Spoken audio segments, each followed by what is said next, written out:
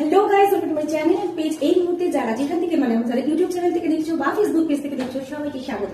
তো আজকে চলে এসেছি একটা আবার নতুন ব্লগ নিয়ে। আর আজকে আমি কিচেনে আসি তখনই যেদিকে আমি ভালো মন্দ কিছু রান্না করি। তো আজকে আমি যে রেসিপিটা করবো সেটা হচ্ছে বাটার মাশরুম।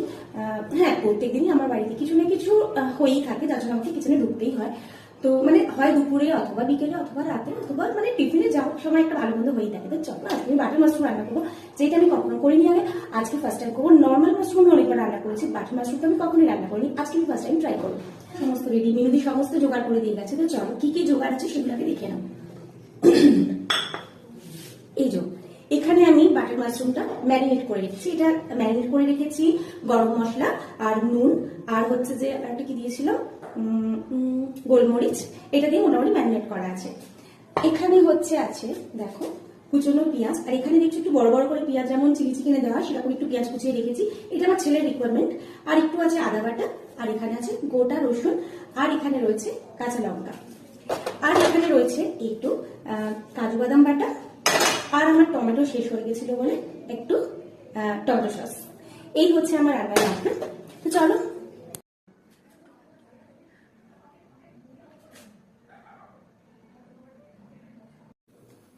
একসঙ্গে রান্না করবো, অনেকটা দেরি হয়ে গেছে, তাই দুদিকে দুটো কড়া বসিয়ে দিয়েছি আর দুটোতেই তেল দিয়ে দিয়েছি। এটাতে আমি বাটার মাশরুমটা একটু ভেজে নেবো আর ওদিকে মশলাটা একসঙ্গে কষে নেবো। বাটার মাশরুমটা এখানে ভাজছি আর এদিকে মশলাটার জন্য পেঁয়াজ, গোটা রসুন, কাঁচা লঙ্কা সব কিছু দিয়ে দিয়েছি। যেহেতু মাশরুমটাতে দেখো একটু সমস্ত কিছু ম্যারিনেট করা ছিল, তাই জলটা একটু বেশি একটু বাড়িয়ে দিলাম।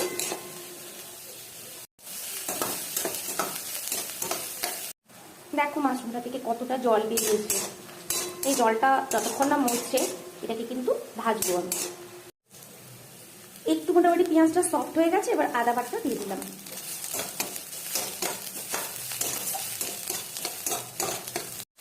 এই দেখো করতে করতেই মাশরুমটা অনেকটা শুকনো হয়ে গেছে আর আমার এখানে মশলাটা অনেকটা ভাজা ভাজা হয়ে গেছে। এবার আমি এতে টমেটোটা দিয়ে দিলাম। টমেটো কিন্তু মানে আমার কাছে যদি কাঁচা টমেটো দিয়ে বেশি ভালো হয় সব থেকে, কিন্তু যেহেতু আমার কাছে এখন কাঁচা টমেটো নেই, শেষ হয়ে গেছে দেখছি, তাই আমি একটু টমেটো দিয়ে দিয়েছি।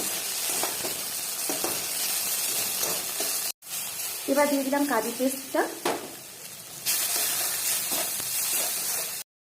তো এখন ব্যাপারটা হচ্ছে রান্নাটা কিন্তু খুব ধৈর্যের ব্যাপার। রান্না যদি চাপিয়ে দিই সঙ্গে সঙ্গে হবো হবো করলে রান্নাটা ওখানেই হয়ে যাবে।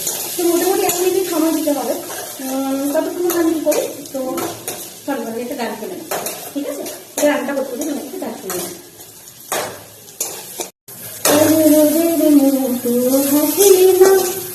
আমায় ভালোবাসে না, আমার হাসি নিখুড়ালেও আসে না। এই মনের জন্মদিন সুখ করে থাকা কঠিন আমার কাছে। নতুন সকাল গুলো কপাল ছোলো তোমারই, দুদিকের ওইটাই সত্যি তুমি আমারই, শুধু আমারই। অনুরোধের মতো আসিল না, আমায় ভালো লাগল না আমার কাছে, দিন ফুরালেও আসে না। তো চলো গানগুলো যদি আমার রান্না বান্না মোটামুটি কমপ্লিট হয়ে গেছে। আর একটু আমি যখন গান মানে রান্না বান্না করি একা থাকি, আমার এই গানটাই হচ্ছে সঙ্গীত। গান না করে আমি এখন থাকতে পারি না, আর না হলে কত কল করতে হয়। তো যাই হোক এখন তোমাদের সঙ্গে একটুখানি গল্প করতে করতে গান শুরু করতে হবে, আমার রান্নাটা কমপ্লিট হয়ে গেল। এই রান্নাটা তো আজকে আমি ফার্স্ট টাইম বানালাম, তো কেমন হবে জানি না। তো আই হোপ ভালোই হবে, স্মেলটা তো মোটামুটি ভালোই লাগছে, তো আশা করছি ভালোই হবে। এই হচ্ছে আমার ফাইনাল লুক, কমপ্লিট হয়ে গেছে। এবার ওপর থেকে আমি একটু দিয়ে দেবো কাসুরি মেথি। খাওয়া দাওয়া কমপ্লিট, এখন আমি বেডে এবার ঘুমানোর জন্য প্রস্তুত। আর খাওয়ারটাও তোমাদের সঙ্গে শেয়ার করতে পারলাম না, কারণ তখন ফোনে আমার চার্জ একদম শেষ হয়ে গিয়েছিল, তাই খাওয়া দাওয়া হয়ে গেছে। খেতে কিন্তু যথেষ্টই ভালো হয়েছিল। তো চলো আজকের মতো টাটা, গুড নাইট। সবাই ভালো থেকো, ভালো রেখো।